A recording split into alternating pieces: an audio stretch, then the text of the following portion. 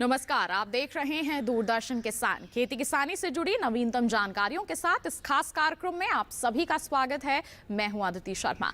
आइए देखते हैं क्या है नया आज के इस खास कार्यक्रम में। सरकार और किसान संगठनों के बीच हुई छठी दौर की बातचीत। तिलहन उत्पादन बढ़ाने के लिए कृषि मंत्रालय प्रयासरत। प्रधानमंत्री श्री नरेंद्र मोदी ने 100वीं किसान रेल को दिखाई हरी झंडी।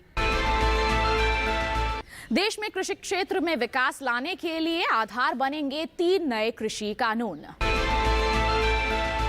आइए अब खबरें विस्तार से। बता दें आपको कि हाल ही में सरकार और किसान संगठनों के बीच छठी दौर की बातचीत हुई और इसमें क्या कुछ बातें सामने उजागर हुई, आइए देखते हैं इस रिपोर्ट के जरिए।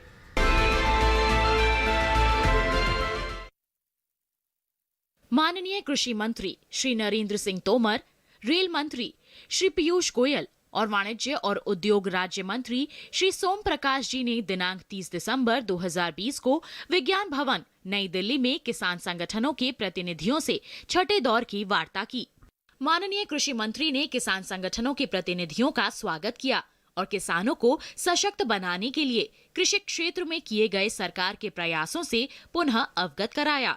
कृषि मंत्री ने किसान संगठनों के प्रतिनिधियों को आंदोलन शांतिपूर्ण एवं अनुशासनात्मक तरीके से किए जाने पर धन्यवाद दिया। किसान प्रतिनिधियों से अनुरोध किया कि उनकी परेशानियों को ध्यान में रखते हुए सरकार किसानों के मुद्दे पर समाधान करने हेतु हर संभव प्रयास करने के लिए तत्पर है। आज की बैठक पूर्व की तरह बहुत अच्छे वातावरण में सौहार्दपूर्ण वातावरण में संपन्न हुई और आज की बैठक में किसान यूनियन के नेताओं ने जो 4 विषय चर्चा के लिए रखे थे, उनमें 2 विषयों पर आपसी रजामंदी सरकार और यूनियन के बीच में हो गई है। पहला जो एनवायरनमेंट से संबंधित ऑर्डिनेंस है, उसमें फराली और किसान सम्मिलित हैं।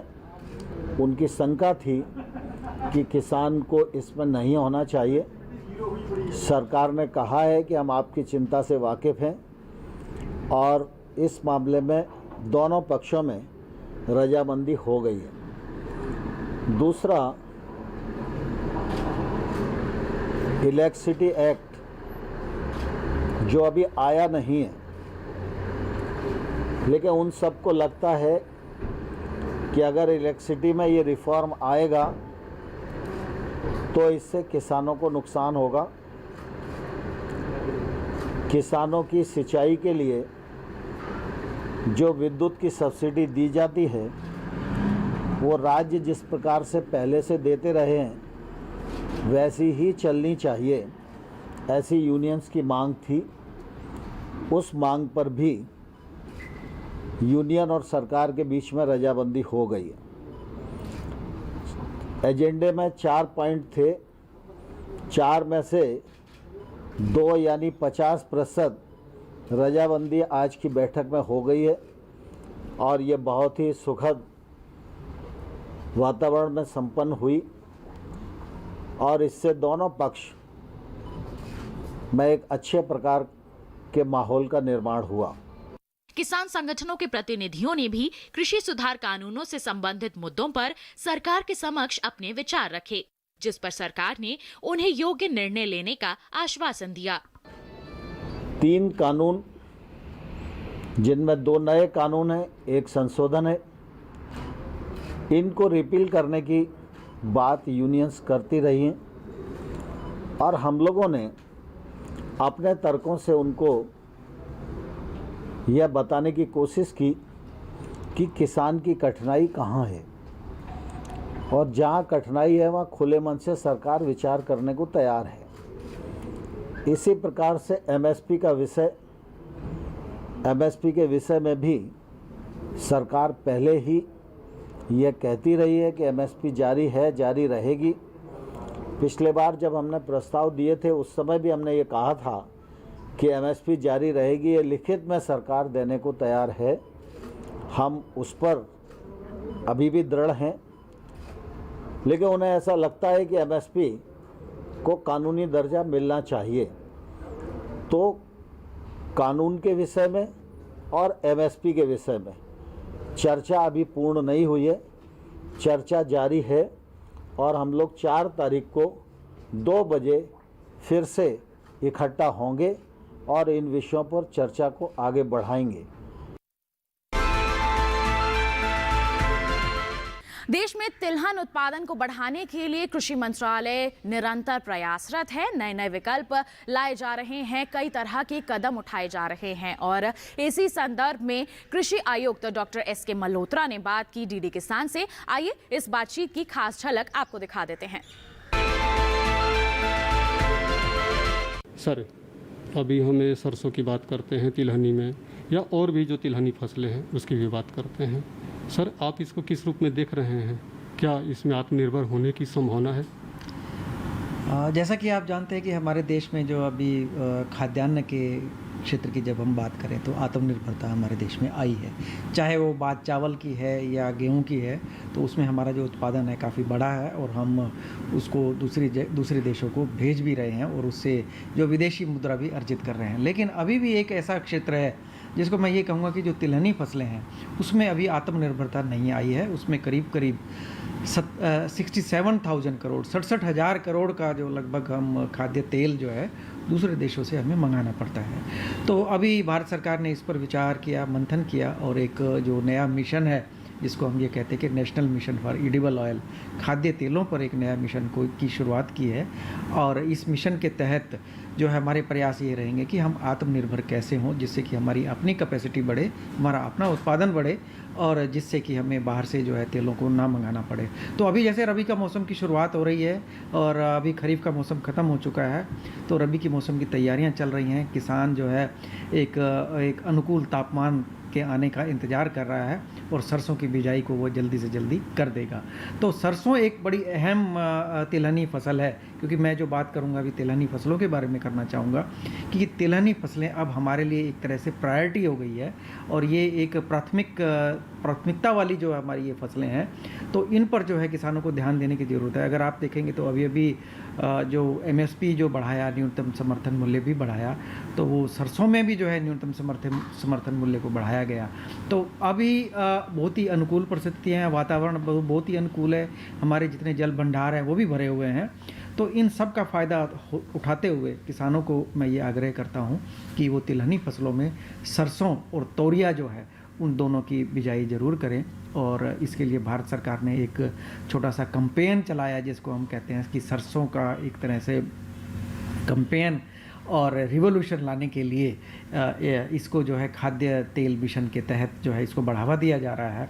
और इस वर्ष के लिए हम लोगों ने ये डिसाइड किया कि जो पिछले वर्ष की अगर आप तुलना में अगर आप देखें तो करीब 62 लाख क्षेत्र में जो है सरसों की खेती हुई थी, जिसको हम बढ़ा करके 75 लाख हेक्टेयर क्षेत्र में ले जाना चाहते हैं। और 11 जो राज्य हैं वो मुख्य राज्य हैं, वहाँ पर हमारा फोकस रहेगा। और जो 11 राज्य हैं उसमें जो मुख्य कुछ राज्य हैं, कुछ राज्यों को मैं बता देना चाहूँ, जैसे उसमें मध्य प्रदेश है, उत्तर प्रदेश है, राजस्थान और हरियाणा, कुछ पंजाब को भी लेकर के चले हैं, महाराष्ट्र, गुजरात और तमिलनाडु, आंध्र प्रदेश, ये कुछ ऐसे जो राज्य हैं जहाँ पर जो है बहुत सारी अपार संभावनाएं हैं और वहाँ पर हम लोग सरसों की खेती को जो है बढ़ावा दिया जा सकता है। और इसके साथ साथ जो है हम ये चाह रहे हैं कि कुछ जो नॉर्थ ईस्टर्न के एरिया हैं, कुछ ईस्टर्न इलाके हैं जहाँ पर धान की कटाई के बाद जो क्षेत्र खाली रह जाता है, वहाँ पर भी सरसों को हम लोग प्रमोट कर रहे हैं।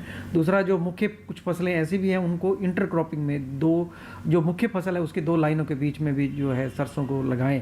तो क्योंकि अभी क्षेत्र तो उतना ही है, लेकिन उसी क्षेत्र से हम ज़्यादा से ज़्यादा उत्पादन कैसे लें, तो ये इंटरक्रॉपिंग को भी एक चुना गया है। दूसरा, जो राइस फैलो एरिया है उसको टारगेट करना है। तो ये सब चीज़ों को लेकर के हम लोग एक समुचित ढंग से जितनी अच्छी किस्में हैं जिनका उत्पादन लगभग मैं ये कहूँगा कि 20 क्विंटल प्रति हेक्टेयर से ज़्यादा है, उन किस्मों को हम बढ़ावा दे रहे हैं, उससे नीचे उत्पादन करने वाले किस्मों को हम बढ़ावा नहीं दे रहे हैं। हाइब्रिड जो किस्में हैं, संकर किस्में हैं सरसों से रिलेटेड, वो भी अभी उपलब्ध हैं, तो उनको भी जो है किसान अपनाएं, जिससे कि हमारी उत्पादकता बढ़े, तो अपने आप ही उत्पादन जो है प्रति इकाई क्षेत्र से वो बढ़ जाएगा। जिस तरह से अभी आपने कहा कि क्रांति लाने की आवश्यकता है, और बहुत सारे जो फसल है उसमें क्रांति जब आई है तो इसके बाद में ही उसमें आशातीत उत्पादन भी हुआ है।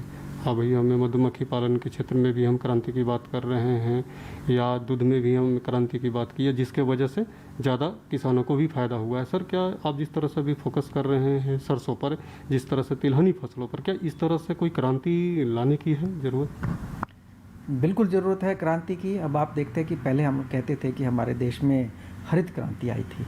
हरित क्रांति जब आई थी उस टाइम में हमारे पास बहुत सारा एरिया जो है हमारे पास उपलब्ध था, और हमारे पास कुछ ही किस्में ऐसी अच्छी आई, उन किस्मों को जो है हम लोगों ने फैलाया, जब फैलाया गया पूरे देश में, और उसका जो है एक तरह से उनको अपनाया गया, तो हमारा उत्पादन बढ़ गया।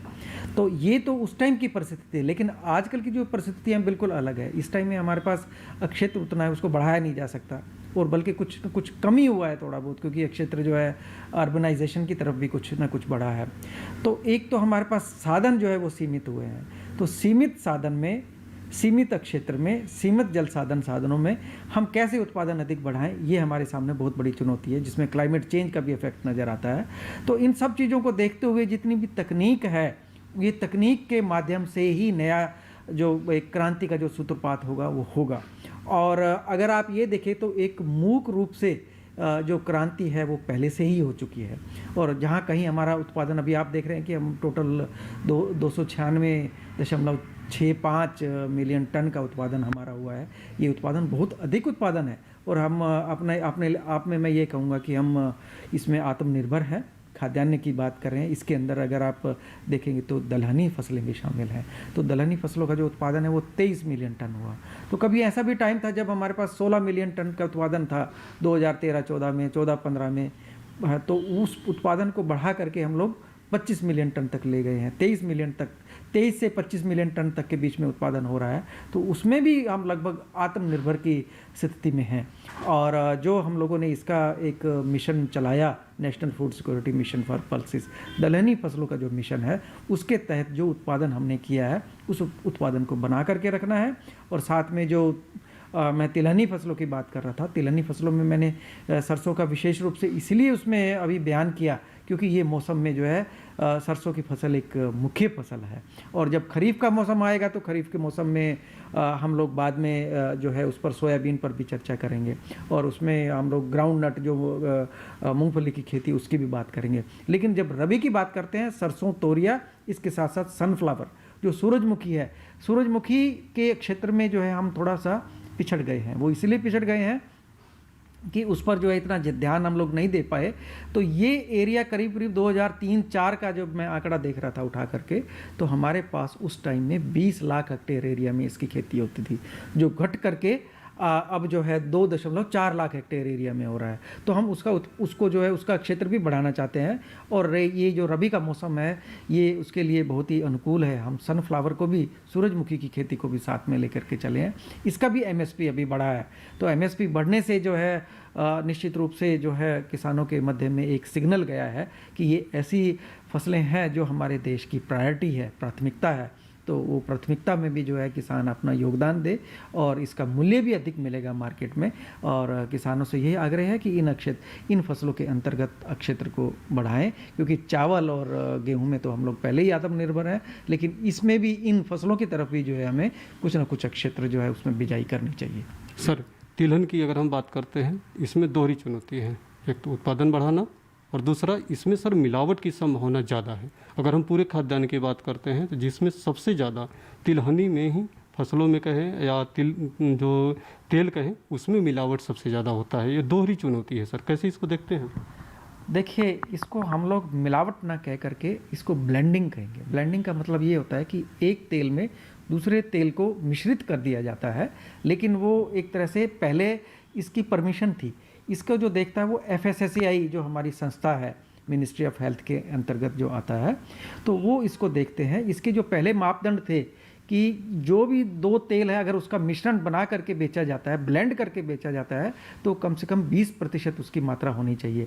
इससे क्या हुआ कि जो हमारे अपने मैं ये कहूँगा कि हमारे जो इंडिजिनस ऑयल थे, चाहे वो सरसों था, चाहे वो मूंगफली है और साथ में सूरजमुखी है, इनको थोड़ा बढ़ावा नहीं मिल पाया क्योंकि दूसरे जो सस्ते तेल आने लगे जिसमें ऑयल पाम कहते हैं, ताड़ का तेल आने लगा, तो वो जो है सस्ता बाहर से मिलने लगा, तो उसको जो है मिला करके बेचने लगे। वो राइस ब्राउन ऑयल है उसको भी मिला के आने लगा। तो अभी जो है भारत सरकार ने एक बड़ा महत्वपूर्ण निर्णय लिया है कि सरसों में विशेष रूप से कोई ब्लेंडिंग नहीं होगी, सरसों का तेल प्योर बेचा जाए, सिंगल ऑयल बेचा जाएगा। तो सिंगल ऑयल बेचने का जो पर्पस है, जो एक निर्णय है जो भारत सरकार ने लिया, इसके ऊपर नोटिफिकेशन भी जारी कर दिया है कि 1 अक्टूबर के बाद दो तेलों का मिश्रण जो है सरसों में नहीं बेचा जाए, सरसों का तेल अकेला बिना मिश्रण के ही बेचा जाएगा। सोल जिसको कहेंगे, और वो कच्ची घानी वाला तेल है, उसको भी जो प्रेफरेंस मिलेगी। इससे हमारे जो गांव के जो उद्योग हैं, छोटे उद्योग हैं, कच्ची घानी का जो तेल निकालने से करने का, उसको बढ़ावा मिलेगा। किसान सरसों के अंतर्गत जो है खेती भी ज़्यादा करेंगे क्योंकि उनको मूल्य अधिक मिलेगा। तो ये एक ऐसा अवसर है जिसको हमें लाभ उठाने की ज़रूरत है, और साथ साथ जितने भी घरेलू छोटे उद्योग हैं वो हमारे रूरल सेक्टर में इस तरह के बहुत सारे एक्सपेलर बन करके आएंगे, और किसान खुद जो है उसको निकालेगा भी, उत्पादन भी करेगा और उसका तेल भी निकाले तो उसको भी निकाल करके बेच सकता है, क्योंकि MSME की भी बहुत सारी ऐसी स्कीम है और कृषि मंत्रालय की भी बहुत सारी ऐसी स्कीम है जिसमें इस तरह की चीज़ों को बढ़ावा दिया जा रहा है। अभी समय हो चला है एक छोटे से ब्रेक का। आप कहीं मत जाइए, जल्द ही हाजिर होंगे। बने रहिए दूरदर्शन किसान पर।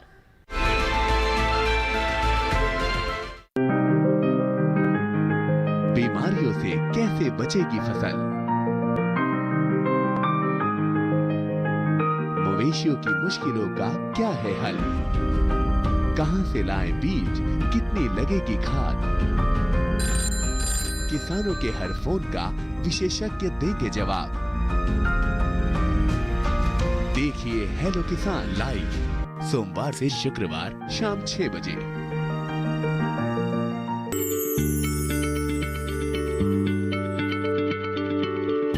क्या आप किसी बीमारी से परेशान हैं? चाहते हैं डॉक्टर की सलाह? तो हम हैं आपके साथ, बताएंगे आपको जीने की राह। समस्याएं आपकी, समाधान देश के मशहूर विशेषज्ञों के। घर बैठे बात करें देश के जाने माने डॉक्टरों से। हमारे लाइव प्रोग्राम स्वस्थ किसान में हर शनिवार शाम 6 बजे से 7 बजे तक। ब्रेक के बाद दूरदर्शन किसान के खास कार्यक्रम में आप सभी का फिर से स्वागत है। बता दें आपको कि हाल ही में प्रधानमंत्री श्री नरेंद्र मोदी ने महाराष्ट्र के संगोला से पश्चिम बंगाल के शालीमार तक 100वीं किसान रेल को हरी झंडी दिखाई। ये हमारे किसानों के हित के लिए कृषि क्षेत्र में एक नया बदलाव लाने के लिए महत्वपूर्ण कदम है। आइए इससे जुड़ी और महत्वपूर्ण जानकारी के लिए दिखा देते हैं आपको ये खास रिपोर्ट। साथियों, किसान रेल सेवा देश के किसानों की आमदनी बढ़ाने की दिशा में भी एक बहुत बड़ा कदम है। इसमें खेती से जुड़ी अर्थव्यवस्था में बड़ा बदलाव आएगा। इससे देश की कोल्ड सप्लाई चेन की ताकत भी बढ़ेगी। सबसे बड़ी बात यह कि किसान रेल से देश के 80% से अधिक छोटे और सीमांत किसानों को बहुत बड़ी शक्ति मिली है।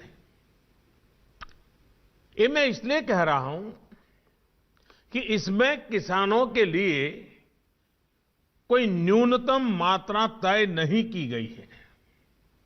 अगर कोई किसान 50-100 किलो का पार्सल भी भेजना चाहता है तो वो भी भेज सकता है। यानी छोटे किसान का छोटे से छोटा उत्पाद भी कम कीमत में सही सलामत बड़े बाजार तक पहुंच पाएगा। मैंने कहीं पढ़ा था कि अब तक का जो रेलवे का सबसे छोटा कंसाइनमेंट है वो अनार का 3 किलो का पैकेट किसान रेल में ही भेजा गया। यही नहीं, एक मुर्गी पालक ने 17 दर्जन अंडे भी किसान रेल से भेजे हैं। साथियों, भंडारण और कोल्ड स्टोरेज के अभाव में देश के किसान का नुकसान हमेशा से एक बड़ी चुनौती रहा है। हमारी सरकार भंडारण की आधुनिक व्यवस्थाओं पर, सप्लाई चेन के आधुनिकीकरण पर करोड़ों करोड़ का निवेश तो कर ही रही है, किसान रेल जैसी नई पहल की जा रही है। आजादी के पहले से भी भारत के पास बहुत बड़ा रेलवे नेटवर्क रहा है। कोल्ड स्टोरेज से जुड़ी टेक्नोलॉजी भी पहले से मौजूद रही है। अब किसान रेल के माध्यम से इस शक्ति का बेहतर इस्तेमाल होना शुरू हुआ है। साथियों, छोटे किसानों को कम खर्च में बड़े और नए बाजार देने के लिए हमारी नीयत भी साफ है और हमारी नीति भी स्पष्ट है। हाल ही में सरकार ने 3 नए कृषि कानून लाए हैं और ये हमारे किसानों के हित के लिए हैं। कई सकारात्मक बदलाव आ सकते हैं कृषि के क्षेत्र में, लेकिन कई तरह की भ्रांतियां भी फैलाई जा रही हैं इन कानूनों को लेकर। किस तरह से ये हमारे किसानों के लिए लाभान्वित हो सकता है, आइए आपको विस्तार से जानकारी देते हैं। सर, एपीएमसी एक्ट के माध्यम से जैसे कहा जा रहा है कि मंडी कानून में सुधार से किसानों को ज़्यादा से ज़्यादा फायदा होगा, लेकिन सर कहीं किसी स्टेट में ऐसा भी देखा जाता है कि एपीएमसी एक्ट के माध्यम से मंडियां नहीं है, रेगुलेट नहीं हो रही है, तो वहाँ के किसान कैसे सर लाभान्वित हो सकता है? देखिए, बिहार और केरला ऐसे राज्य हैं जिनमें पूर्व से ही एपीएमसी नहीं है। उन्होंने वहाँ पे, केरला में कभी भी एपीएमसी की व्यवस्था नहीं थी और बिहार ने एपीएमसी की व्यवस्था समाप्त की थी। इन राज्यों में भी इसका लाभ इसलिए होगा कि अभी जो व्यवस्थाएं हैं उसमें संगठित व्यवस्थाएं कम हैं। जैसे ई ट्रेडिंग प्लेटफॉर्म अभी उपलब्ध नहीं है जितनी अच्छी व्यवस्था ई ट्रेडिंग की होनी चाहिए। वेयर हाउस पे, साइलो पे खरीदारी के लिए प्रॉपर कानून नहीं है। जो किसान वेयर हाउसिंग रिसीट के माध्यम से अपना स्टोर्ड प्रोड्यूस को बेच सकता है, वो नए कानून के अंतर्गत है, जो पहले उसकी व्यवस्था नहीं थी। फिर जो इंटरस्टेट ट्रेड है, अगर बिहार का किसान महाराष्ट्र में जाके अपनी फसल बेचता है, महाराष्ट्र का व्यापारी बिहार से खरीदना चाहता है, पहले उस पर रिस्ट्रिक्शन थी क्योंकि महाराष्ट्र के एक्ट में उसके ऊपर दोबारा से टैक्स लग जाता था। तो उसके ऊपर जो महाराष्ट्र का किसान है उसको जाके बिहार में खरीदने में ज़्यादा टैक्स देना पड़ता था। अब अगर वो खरीदेगा और इस कानून के माध्यम से उसको सीधा खरीदारी का लाभ मिलेगा, तो किसान सीधा अपनी उपज कहीं भी अपने देश भर में बेच पाएगा, जो पहले सिर्फ नज़दीक के व्यापारी को या नज़दीक के बाज़ार में बेच पाता था। तो उसका लाभ भी ऐसे राज्यों में होगा जहाँ पे एपीएमसी की व्यवस्था नहीं थी। तो ये दोनों ही तरह के राज्यों में लाभ होगा। जहाँ पे मंडी की व्यवस्था है, एपीएमसी की व्यवस्था है, वहाँ पे नए विकल्प मिल जाएंगे, एपीएमसी की व्यवस्था भी यथावत रहेगी। और जहाँ पे एपीएमसी की व्यवस्था नहीं थी, वहाँ पे चूँकि नए विकल्प संगठित तौर पे मिलेंगे, तो उससे भी किसान को बड़ा लाभ होगा और ख़ासकर जो इंटरस्टेट ट्रेड के बैरियर्स हटे हैं, उसका लाभ किसान को होगा। अगर बिहार की, जैसे आपने सर बताया, केरला की बात किया, तो सर वहाँ पर एपीएमसी एक्ट के माध्यम से मंडियाँ नहीं हैं और ई ट्रेडिंग के माध्यम से भी ई नैम है, उसके माध्यम से भी लोगों के अवेयरनेस नहीं है, ज़्यादा जानकारी नहीं है, और इस तरह से अगर हम फ्री कर देते हैं तो फिर किस तरह से उनको फ़ायदा होगा? नहीं, ई नैम की व्यवस्था भी सिर्फ मंडियों में थी, तो इन राज्यों में ई नैम की व्यवस्था पहले नहीं थी। और ई नैम अकेला ई ट्रेडिंग प्लेटफॉर्म नहीं रहेगा, ट्रेडिंग प्लेटफॉर्म तो प्राइवेट भी आएंगे। ई नैम तो सरकारी ट्रेडिंग प्लेटफॉर्म था। तो क्या होगा कि नए एक्ट के आने से नई संभावनाएं बढ़ जाएंगी, जो मार्केटिंग की संभावनाएं हैं। तो उन राज्यों में जहाँ पे मंडियाँ नहीं हैं, उनमें भी नए विकल्प किसानों को मिलेंगे, प्रतिस्पर्धा बढ़ेगी, तो उनको भी लाभ होगा। और जहाँ पे मंडियाँ हैं वहाँ पे तो लाभ होगा ही, क्योंकि मंडियों की व्यवस्था को छेड़ा नहीं गया है। मंडियों में भी वो बेच सकता है और मंडी के बाहर की व्यवस्था अब सुदृढ़ हो जाएगी, विकल्प मिल जाएंगे। तो दोनों तरह के राज्यों में इसका लाभ होगा। सर, एसेंशियल कमोडिटी एक्ट के माध्यम से जिस तरह से अमेंडमेंट उसमें किया गया है कि अब जो स्टॉक लिमिट्स है उसको हटा दिया जाएगा, तो सर क्या उसको कालाबाजारी बढ़ने की संभावना है या किसानों की इससे फ़ायदा हो सकता है? देखिए, इसका किसानों को ही सीधा फ़ायदा होगा। जो असेंशियल कमोडिटीज़ एक्ट जिस समय रिस्ट्रिक्शंस लगाई गई थी, उस समय भारत में जो एग्रीकल्चर प्रोड्यूस थी उसकी शॉर्टेज थी, तो वो जो परिपेक्ष था वो अलग था। अब जो है हम सरप्लस इकॉनमी में हैं, हमारे पास हर चीज़ की अधिक मात्रा है, जितनी हमारी कंजम्पशन है उससे ज़्यादा हमारे पास प्रोड्यूस है। तो ब्लैक मार्केटिंग तो उस प्रोड्यूस की होती है जिसकी शॉर्टेज हो। तो इस तरह की जो अवधारणा है वो ख़त्म हो चुकी है भारत के बाज़ार में।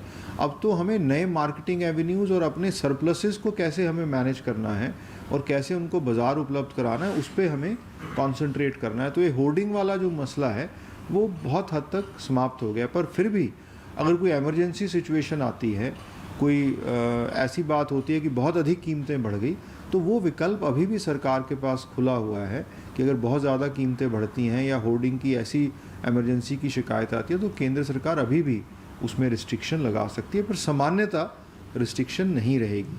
और जो किसान को लाभ होना है, जैसे मैंने पहले बताया कि एक व्यापारी है, उसको मालूम है कि वो 100 क्विंटल से ज़्यादा नहीं खरीद सकता अगर ऐसा कानून में प्रावधान है।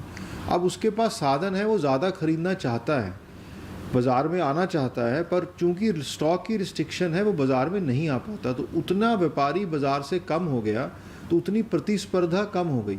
जब प्रतिस्पर्धा कम हुई तो किसान के जो ग्राहक हैं, जो खरीदने वाले हैं, वो कम हुए तो उसकी जो बोली लगी या उसको खरीदने वाले जब खरीदने के लिए आए तो मांग कम होने से भाव कम हो जाते हैं। पर आज की तारीख में अगर कोई रिस्ट्रिक्शन नहीं है और सभी तरह के व्यापारी खरीदारी में हैं, उनको ये डर नहीं है कि इसके बाद मैं नहीं खरीद सकता, तो खरीदार बढ़ेंगे। और अगर खरीदार बढ़ेंगे तो प्रतिस्पर्धा बढ़ेगी, कंपटीशन बढ़ेगा, और कंपटीशन बढ़ेगा तो किसान की उपज की कीमत बढ़ेगी, और किसान की उपज की कीमत बढ़ेगी तो किसान को उसका लाभ होगा। तो हर तरह से किसान को कंपटीशन से लाभ होता है। तो जितनी रिस्ट्रिक्शंस हटती हैं, जितना रेगुलेशन कम होगा, उतना ही लाभ सीधा किसान को मिलेगा। तो इसी के साथ आज के हमारे इस अंक में बस इतना ही। अगले अंक में होगी आपसे मुलाकात कुछ नई और महत्वपूर्ण जानकारियों के साथ। तब तक के लिए हमें दीजिए इजाजत। आप बने रहिए दूरदर्शन किसान पर। नमस्कार।